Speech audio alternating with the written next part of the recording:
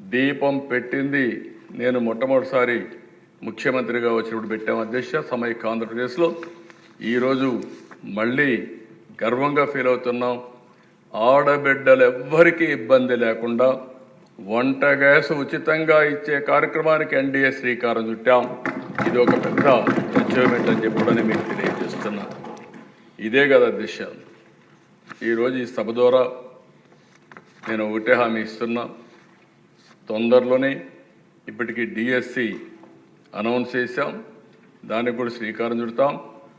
రాబోయే సంవత్సరం 16,384 ఉద్యోగాలు ఏవైతే చెప్పామో రిక్రూట్ చేసి ట్రైన్ చేసి పోస్టింగ్స్ ఇచ్చి పాఠశాలలు ఓపెన్ చేస్తామని చెప్పి కూడా నిరుద్యోగులందరికీ హామీ ఇస్తున్నాం. దానికి కూడా శ్రీకారం చుడుతున్నాం.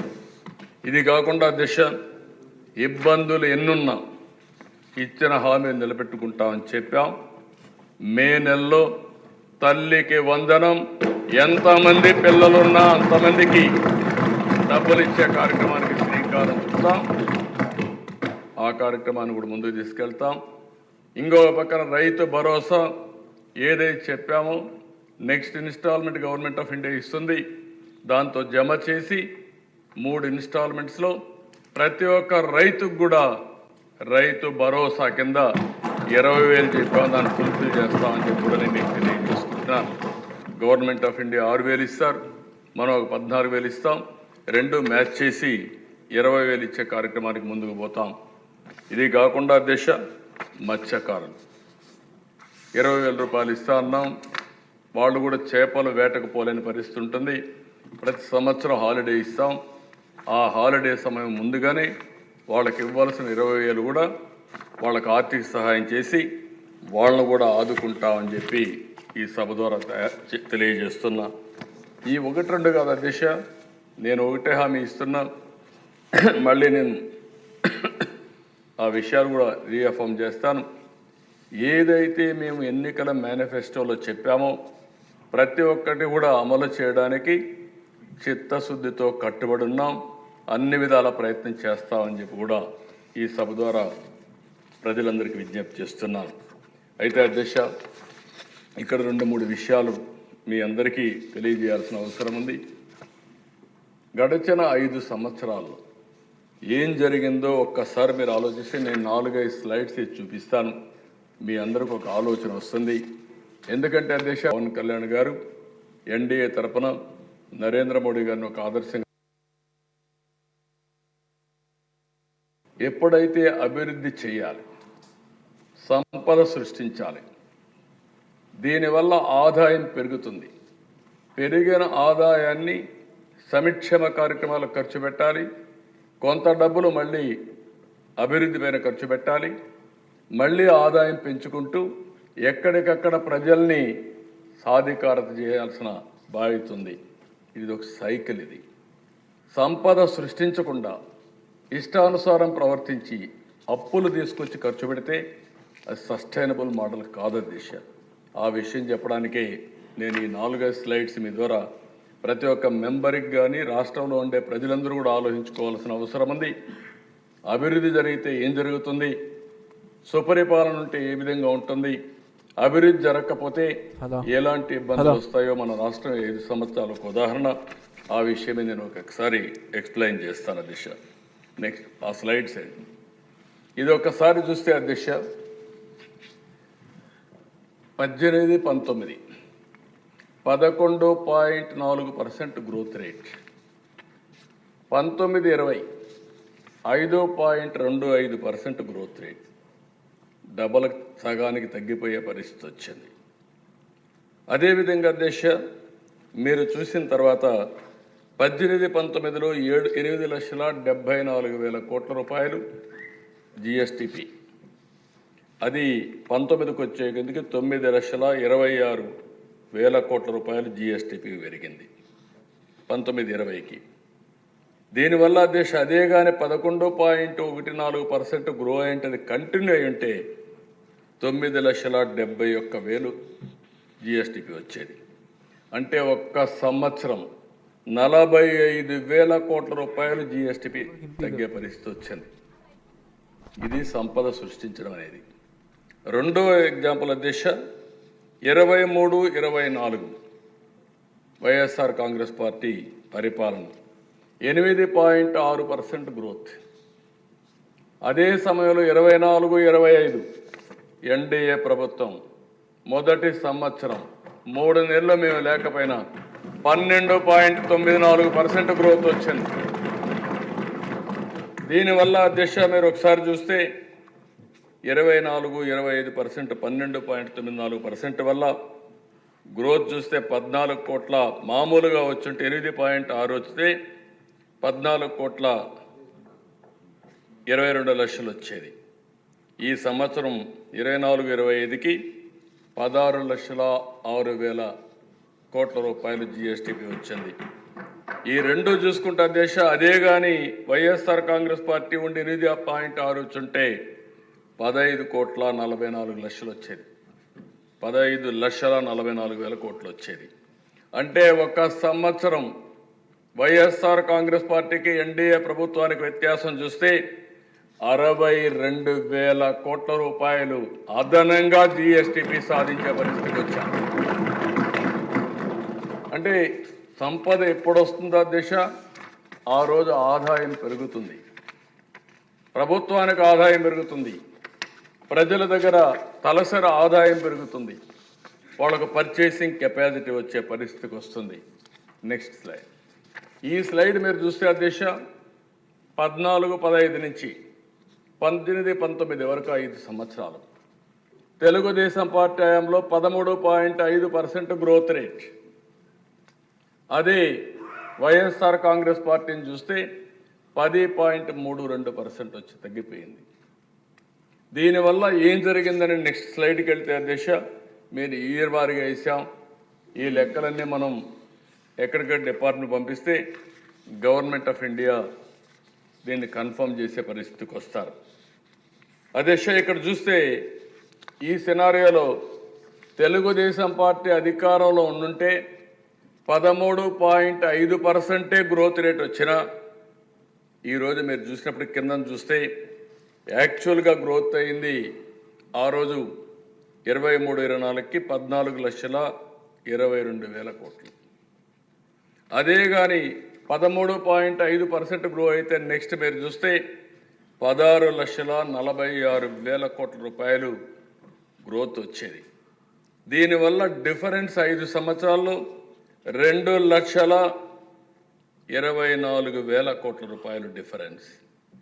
అంటే 5 సంవత్సరాల్లో కలిస్తే 7,24,000 కోట్ల రూపాయలు అదనంగా జిఎస్టిపి వచ్చుండేది.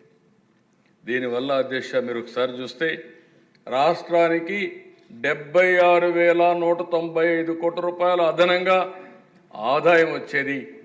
ఈ 76,000 కోట్లు వచ్చుంటే సంక్షేమ కార్యక్రమాలు కానీ తిరిగి అప్పులు చేసే కార్యక్రమం లేకుండా చేసేదానికి అవకాశం వస్తుంది.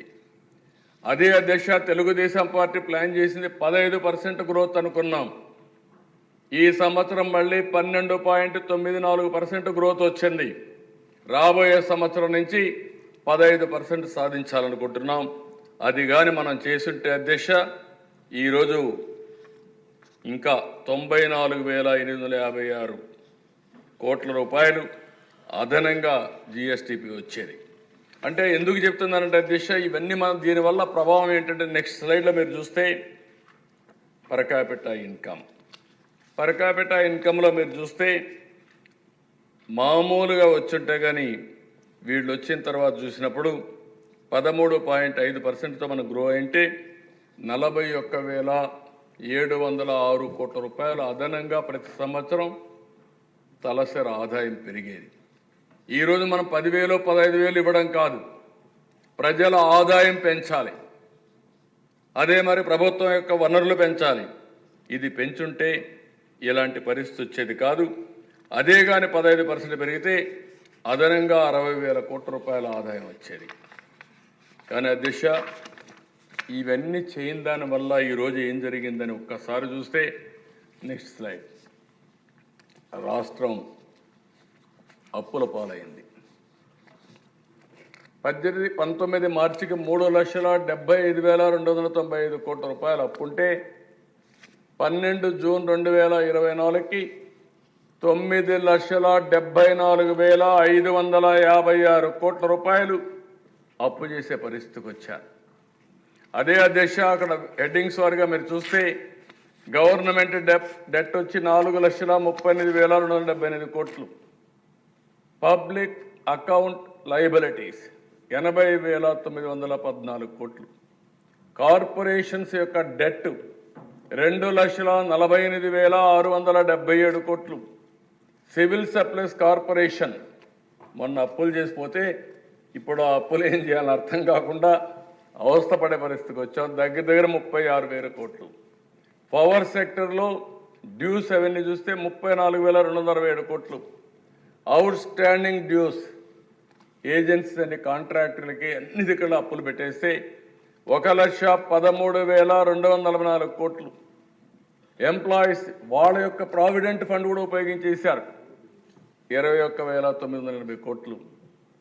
Non contribution to sinking fund all these things చూస్తే 1,196.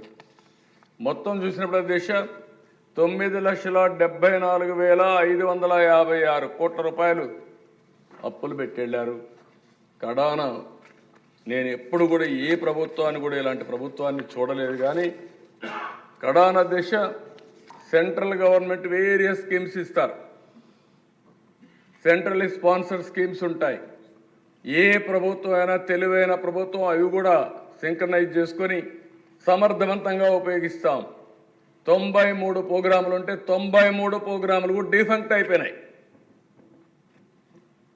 ఏం చేశారంటే గవర్నమెంట్ ఆఫ్ ఇండియా డబ్బులు పంపిస్తే వీళ్ళు మ్యాచింగ్ గ్రాంట్ ఇవ్వకుండా చేయడం, వాళ్ళు పంపించిన డబ్బులు కూడా వాడేయడం, ఆ డబ్బులు కూడా వాడేస్తే రెండోసారి ఇన్స్టాల్మెంట్ ఇవ్వకుండా వాళ్ళు ప్రొసీజరే మార్చారు.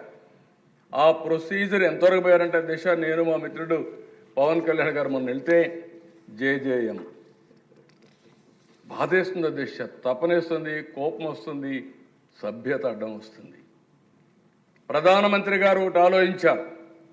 ఆయన ఆలోచన జల్ జీవన్ మిషన్ ద్వారా ప్రతి ఇంటికి కొళ్ళాయి ద్వారా సస్టైనబుల్ సోర్సెస్ నుంచి వాటర్ ఇవ్వాలని, అమృత్ ద్వారా పట్టణాల్లో ప్రతి ఇంటికి సస్టైనబుల్ వాటర్ రిసోర్స్ నుంచి ట్యాప్ ద్వారా వాటర్ ఇవ్వాలని, ఈ రెంటికి 45% వాళ్ళు డబ్బులు ఇచ్చారు.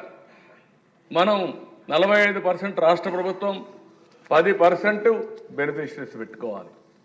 దీని ప్రకారం అధ్యక్ష రాష్ట్రానికి కావాల్సిన డబ్బులు ఎస్టిమేట్ చేస్తే 85,000 కోట్లు కావాలి. వీళ్ళు అడిగింది 27,000 కోట్లు. బోరేసి ఆ బోర్ ద్వారా నీళ్లు ఇస్తామంటే ఆ బోర్ ఎండిపోతే నీళ్ళు ఎక్కడి నుంచి వస్తాయి అధ్యక్ష? దాంతో ఈరోజు జరిగింది ఏంటి? 27,000 కోట్లు తీసుకొచ్చి అది కూడా ఖర్చు పెట్టలేదు.